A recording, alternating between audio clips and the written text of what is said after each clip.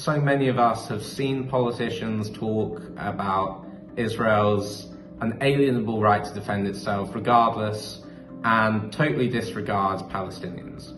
People are so frustrated, and now is the time where they can make their voices heard to politicians, make a statement on the next 5 years in this country.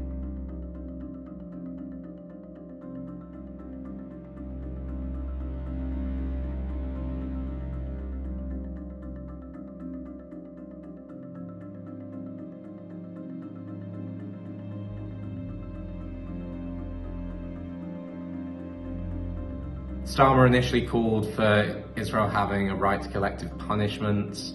Now in the manifesto, it's not calling for an immediate recognition of Palestine. It's calling for a review of arms exports instead of banning them. And then for the Conservatives, well, we know what their manifesto would be because they're already doing it. The Conservative stance has been so bad that 5 government ministers are now potentially complicit in war crimes. Finally, we've got the Lib Dems, the Greens, and the SNP. So all of these met a few of our manifesto pledges. We put out 12, and those parties have all hit some of them. But even then, none of them have hit all 12. So we still want to push all parties towards a better position on Palestine, but some are further along the way than others.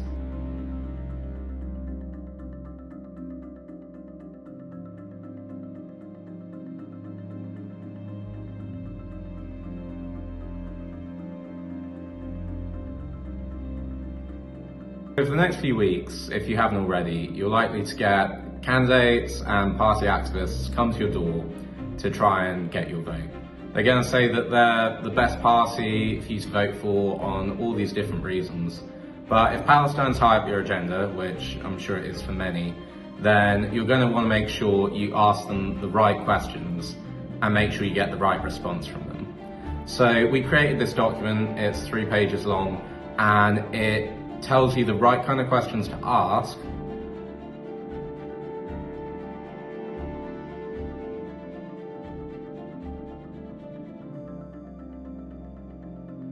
regardless of whether or not Palestine is at the top of anyone's agenda per se. We've actually got a really interesting opportunity at the moment, because right now you can see into the character, the essence really, of the politicians who are standing. I mean, how someone reacts to a genocide like this says so much about how they react to humanity in general. And that will affect their attitudes towards the NHS, it will affect their attitudes towards migrants, it will affect their attitudes towards schools, it will affect their attitudes towards the running of the country.